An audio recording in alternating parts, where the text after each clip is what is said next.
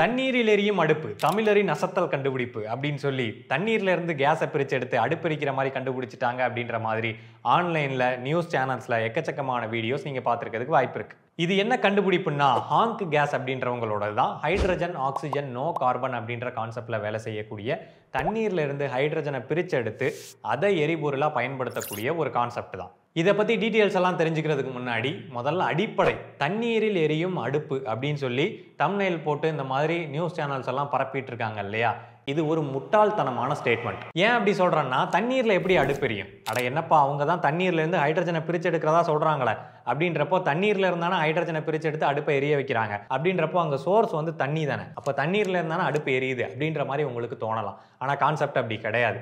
இப்போ உங்களுக்கு புரியுற மாதிரி சொல்லணும் அப்படின்னா, சோறு எப்படி வந்துச்சு அப்படின்னு சொல்லி கேட்டோம்னா அரிசியில இருந்து சோறு வந்துச்சு அப்படின்னு சொல்லி சொல்லுவோம். ஆனா அங்க நமக்கு ஃபைனல் ப்ராடக்டா அங்க கிடைக்கக்கூடியது சோறு. ஸோ அப்போ அந்த சோரோட சோர்ஸ் பாயிண்ட் வந்து அரிசியா இருக்கும். ஆனால் அந்த சோறு எப்படி வெந்து வெளியில் வந்துச்சு, சோறா எப்படி மாறி வந்துச்சு அப்படின்னு சொல்லி கேட்டிங்கன்னா, அதுக்கு காரணம் நம்ம பயன்படுத்தக்கூடிய அடுப்பு, அந்த அடுப்புலேருந்து வந்த நெருப்பு. இப்போ இங்கே அந்த அரிசி அப்படின்றது ஒரு மெட்டீரியல் எலமெண்ட் தான். அந்த அரிசியை சோறா மாற்றணும் அப்படின்றதுக்கான எனர்ஜி சோர்ஸ் இருக்கு இல்லையா, அது வந்து நெருப்பு. அதே மாதிரி தான் இங்கேயும் வந்து இந்த தண்ணீர் அப்படின்றது ஒரு கெமிக்கல் எலமெண்ட், அதாவது கெமிக்கல் மூலம். இந்த தண்ணீரில் அடிஷ்னலாக நம்ம எலக்ட்ரிசிட்டியை கொடுக்கும்போது தான் அந்த எலக்ட்ரிசிட்டியில் இருக்கக்கூடிய எனர்ஜியை பயன்படுத்துறது மூலமாக தான் அதிலிருந்து ஹைட்ரஜன் பிரியுது.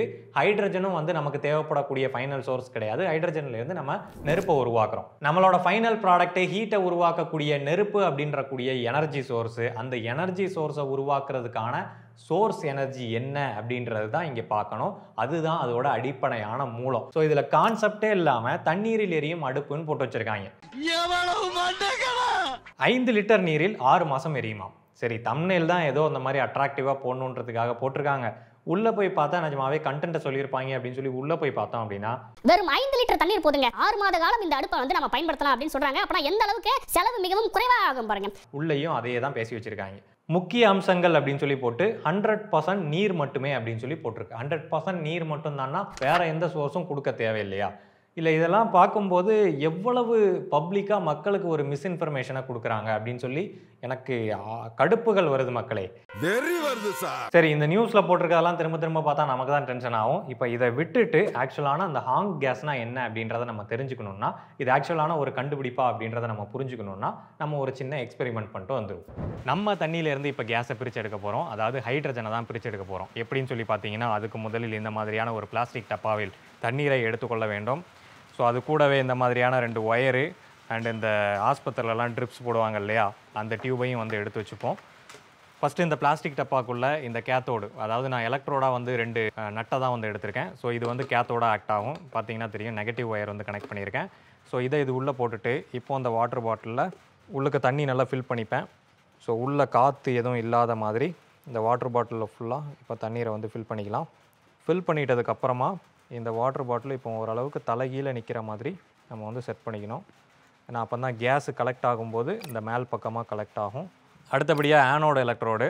ஸோ இதில் வந்து பார்த்திங்கன்னா பாசிட்டிவ் வந்து கனெக்ட் பண்ணியிருக்கேன். ஸோ இதை வந்து சும்மா வெளியிலே வந்து இப்படி போட்டுக்கலாம். ஸோ இங்கே கான்செப்ட் வந்து ரொம்ப சிம்பிள் தான். நெகட்டிவ் எலக்ட்ரோடில் வந்து ஹைட்ரஜன் உருவாகும், பாசிட்டிவ் எலக்ட்ரோடில் வந்து ஆக்சிஜன் உருவாகும். ஸோ நெகட்டிவில் கிடைக்கக்கூடிய ஹைட்ரஜனை நம்ம பிடிக்கிறதுக்காக தான் இங்கே வாட்டர் பாட்டில் வந்து வச்சுருக்கோம். ஸோ அது உள்ள அந்த ஹைட்ரஜன் பபுள்ஸ் வரும்போது ஆட்டோமேட்டிக்காக அந்த வாட்டர் பாட்டிலுக்குள்ளே ஃபில் ஆகும். அதுக்கப்புறமா அதை நம்ம மூடி போட்டு வெளியில் எடுத்துரும். ஸோ இப்போ இதோட கண்டக்டிவிட்டியையும் கொஞ்சம் கெமிக்கல் ரியாக்ஷனையும் இம்ப்ரூவ் பண்ணுறதுக்காக பேக்கிங் சோடா வந்து நம்ம கொஞ்சம் ஆட் பண்ணிக்கலாம் இதில்.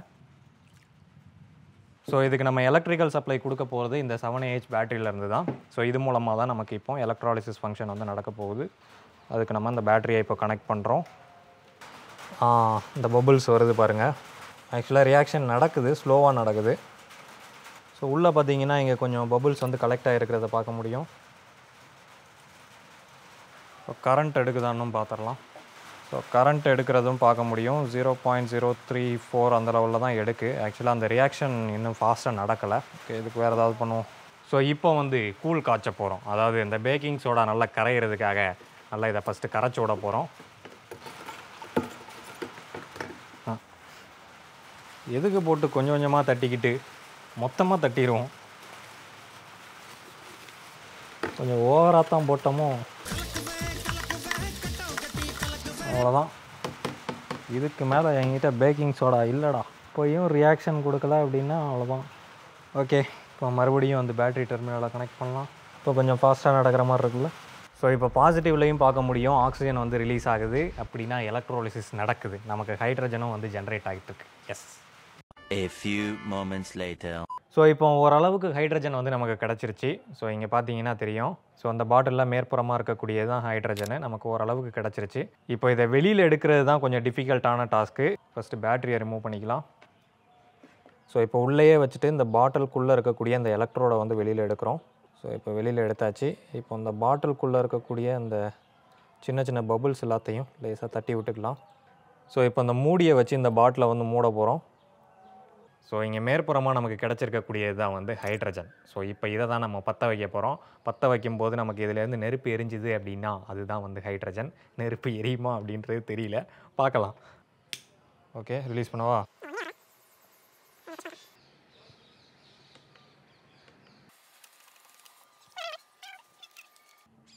இப்படி புஷ் பண்ணவா? எரியுதே, ஹைட்ரஜன் எரியுதே. சக்ஸஸ்ஃபுல்.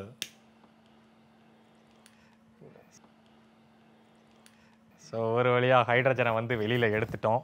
ஸோ இந்த எக்ஸ்பெரிமெண்ட்டை வந்து யாரும் வீட்டில் முயற்சி பண்ணி பார்க்காதீங்க, இது ரொம்ப ரொம்ப ஆபத்தானது. சரி, நம்ம இங்கே உருவாக்குனது வந்து கம்மியான அளவு ஹைட்ரஜன் தான். அதுக்கு முக்கியமான காரணம் சேஃப்டிக்காக. ஏன்னா ஹைட்ரஜனும் ஆக்சிஜனும் ஒன்றா இருந்துச்சு அப்படின்ற பட்சத்தில் நம்ம பற்ற வைக்கும்போது அது மொத்தமாக ஒரு வெடிப்பை வந்து ஏற்படுத்தும். அதனால் நம்ம அதிக அளவில் உருவாக்கலை. நம்ம நினச்சிருந்தா உருவாக்கியிருக்க முடியும். ஏன்னா நம்மக்கிட்ட பெரிய லித்தியம் அயான் பேட்டரியும் இருக்குது, பெரிய செட்டப் எல்லாமே ரெடி பண்ணி அதிக அளவில் உற்பத்தி பண்ணியிருக்க முடியும். சேஃப்டி காரணம் கருதி தான் நம்ம கொஞ்சமாக இதை உருவாக்கணும். அதனால் மீடியா சேனல்ஸ்லாம் இப்போ என்ன பண்ணுறீங்க அப்படின்னா, தண்ணியிலேருந்து ஹைட்ரஜனை பிரித்து எடுத்து எரிவாயுவை உண்டாக்கிட்டேன், பிரபல யூடியூபர் அப்படின்னு என் பேரை போட்டு கொஞ்சம் பெருமைப்படுத்தி அப்படியே பிரபலப்படுத்தி விட்டீங்கன்னா நானும் கொஞ்சம் ஃபேமஸ் ஆகிப்பேன். குச்சமே இல்லை. ஸோ நீங்கள் பார்த்த மாதிரியே காலையில் இதை பிளான் பண்ணோம், ஈவினிங்குள்ளே உங்களுக்கு ரிசல்ட் எடுத்து காமிச்சிட்டேன். ஸோ இந்த கான்செப்ட் ஏற்கனவே இருக்குது. அப்போ கான்செப்ட் ஏற்கனவே இருக்குது அப்படின்னா அது ஏன் இன்னும் நமக்கு ப்ராடக்டாக கையில் கிடைக்கல அப்படின்னு சொல்லி கேட்டிங்கன்னா அதுக்கு நிறைய ரீசன்ஸ் இருக்குது. இந்த ஹைட்ரஜன் அப்படின்றது பீரியாடிக் டேபிளில் ஃபஸ்ட்டு வரக்கூடிய element, smallest and lightest element. அதுக்கு அர்த்தம் என்னென்னா இதோட சைஸு அண்ட் வெயிட்டு இதெல்லாம் கம்மியாக இருக்குது அப்படின்றதுனால கம்மியான இடத்துலையே இது அதிக அளவு எனர்ஜியை வெளிப்படுத்தக்கூடியது. உதாரணம் சொல்லணும் அப்படின்னா நம்ம பயன்படுத்தக்கூடிய எல்பிஜி எல்லாம் இருக்குது இல்லையா, அது வந்து 46லேருந்து 51 மெகா ஜூல்ஸ் பெர் கிலோகிராம் வந்து எனர்ஜி டென்சிட்டியை கொடுக்கக்கூடியது. அதே இந்த ஹைட்ரஜன் வந்து பார்த்தோம் அப்படின்னா 120லேருந்து 142 மெகா ஜூல் அளவுக்கான எனர்ஜி டென்சிட்டியை கொடுக்கக்கூடியது ஒரு கிலோகிராமுக்கு. அப்போ கம்மியான இடத்துலையே அதிக அளவு எனர்ஜியை இதால் கொடுக்க முடியும் அப்படின்றதுனால சின்னதாக லீக் ஆச்சு இல்லை சின்னதாக எங்கேயாவது ஒரு கேஸ் ஃபார்ம் ஆயிடுச்சு அப்படின்னா கூட இது பெரிய வெடிப்பை ஏற்படுத்தக்கூடியது. அதனால தான் இந்த ஹைட்ரஜன் வந்து டொமஸ்டிக் யூஸுக்கு செட் ஆகாது அப்படின்ற மாதிரி முடிவெடுக்கிறாங்க. ஆனால் இந்த காரணம் மட்டும் கிடையாது, ஃப்ளேமபிள் ரேஞ்ச் அப்படின்ற ஒரு கான்செப்ட் இருக்குது. எந்த ஒரு கேஸும் எரியறதுக்கு கேஸ் மட்டுமே போதாது, அதோட ஆக்சிஜனும் வந்து வேணும். அப்போ இந்த ஆக்சிஜன் கேஸ் இது ரெண்டும் எந்த அளவில் மிக்ஸ் ஆகுது அப்படின்றதுக்கு தகுந்த மாதிரி தான் நமக்கு கிடைக்கக்கூடிய அவுட்புட்டும் இருக்கும். இப்போ ஒரு க்ளோஸ்டு ரூமில் எல்பிஜி கேஸ் லீக் ஆகுது அப்படின்னு சொல்லி வச்சுப்போம். அதோட ஃப்ளேமபிள் ரேஞ்ச் வந்து பார்த்தீங்க அப்படின்னா 1.8% to 9.5%. அப்படின்ற பட்சத்தில் இந்த 1.8%லேருந்து 9.5% அளவுக்கான அந்த கேஸ் வந்து அந்த ரூமுக்குள்ளே இருந்தால் மட்டும்தான் அந்த கேஸு எஃபிஷியண்ட்டாக தீப்பிடிக்கவோ இல்லை எஃபிஷியண்ட்டாக தீப்பிடிச்சு வெடிக்கவோ வந்து செய்யும்.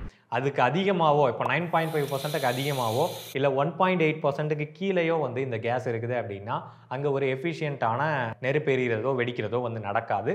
இதுதான் ஃப்ளேமபிள் ரேஞ்சு. ஆனால் இந்த ஹைட்ரஜனில் பார்த்தோம் அப்படின்னா இந்த ஃப்ளேமபிள் ரேஞ்சு 4%லேருந்து 75% வரைக்கும் இருக்குது.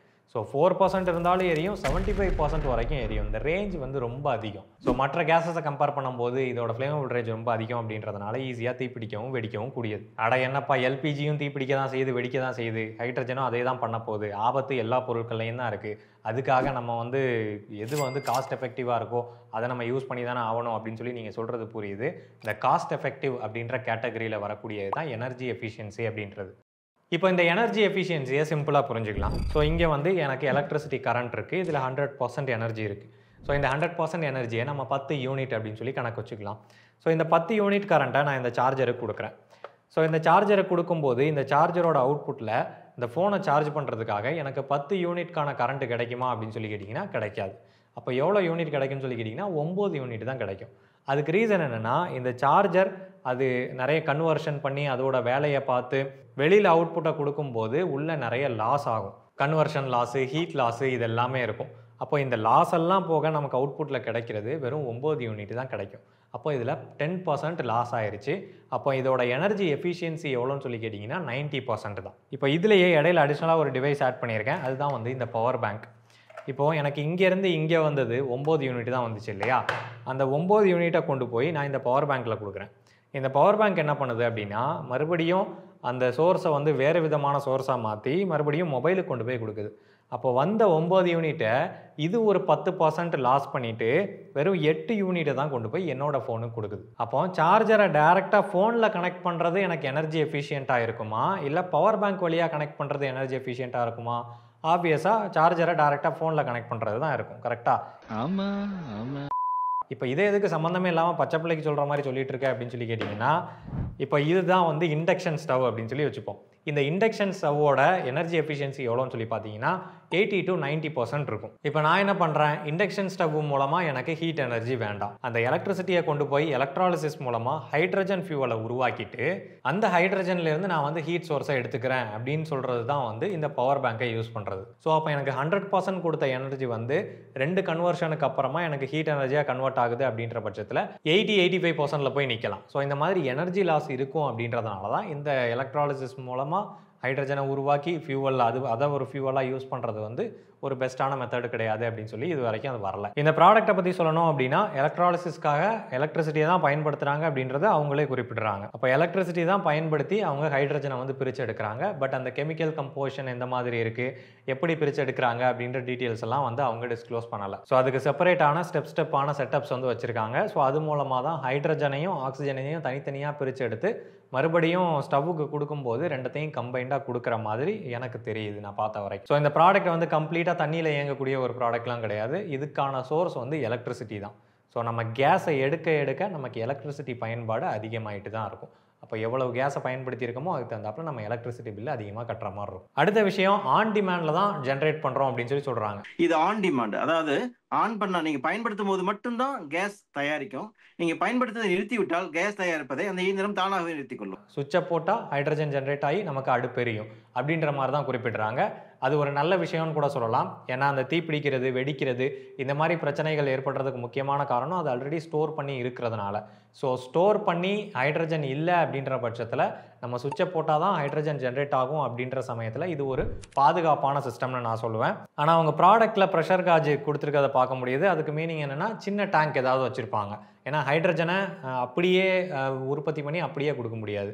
அது ஒரு கான்ஸ்டன்டான ப்ரெஷரில் மெயின்டைன் ஆகணும் அப்படின்றதுனால ஸோ ஒரு சின்ன டேங்க் வச்சு அது மூலமாக வந்து இந்த பர்னருக்கு வந்து கொடுப்பாங்களா இருக்கும். இந்த ப்ராடக்டோட எஃபிஷியன்சியை பொறுத்த வரைக்கும் காஸ்ட் வைஸ் பார்க்கும்போது எல்பிஜியை விட கம்மியாக தான் வரும் அப்படின்னு சொல்லி சொல்கிறாங்க.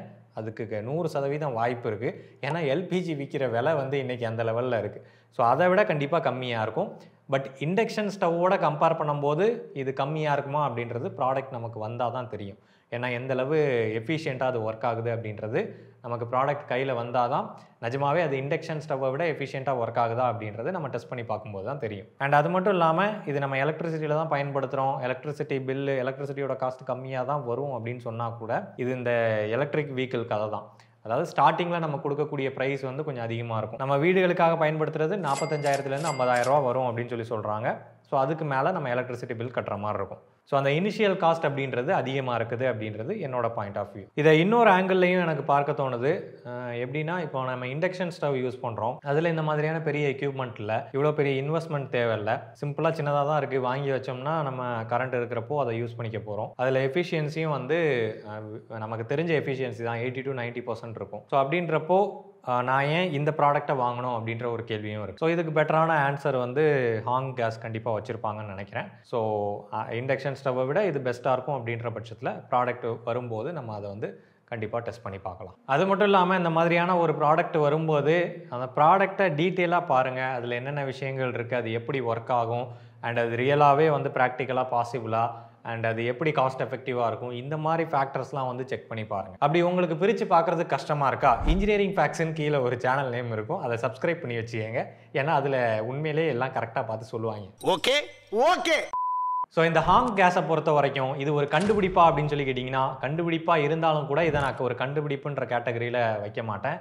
இதை வந்து ஒரு அருமையான ஃபைனல் ப்ராடக்டாக நான் கன்சிடர் பண்ணுறேன். ஏன்னா யார் வேணால் ஈஸியாக கண்டுபிடிச்சிடலாம். அதை ஃபைனலாக மக்களுக்கு தேவையான ஒரு ப்ராடக்டாக கொண்டு வர்றது இருக்கு இல்லையா, அதுதான் ரொம்ப ரொம்ப கஷ்டமான விஷயம். ஸோ இந்த ப்ராடக்ட் மார்க்கெட்டில் வரும்போது, இன்னுமே புழக்கத்துக்கு வரும்போது மக்களுக்கு இது எந்த அளவு எஃபெக்டிவாக இருக்குது அப்படின்றது தெரிய வரும். அண்ட் அது மட்டும் இல்லாமல் இது டொமஸ்டிக்காக இல்லைன்னா கூட இண்டஸ்ட்ரியலாக ஒரு நல்ல ப்ராடக்ட்னு தான் நான் நினைக்கிறேன். இண்டஸ்ட்ரியில் நிறைய இடங்களில் இந்த கார்பன் எமிஷன்ஸை கம்மி பண்ணுறதுக்கு இது ஒரு பெஸ்ட்டான சொல்யூஷனாக இருக்கும்னு நான் நினைக்கிறேன். இவ்வளோ தான் இந்த வீடியோ உங்களுக்கு பிடிச்சிருக்கும் புரிஞ்சிருக்கும் அப்படின்னு சொல்லி நம்புகிறேன். இன்ஜினியரிங் ஃபேக்ட் சேனலுக்கு சப்ஸ்கிரைப் பண்ணுங்கள். நன்றி.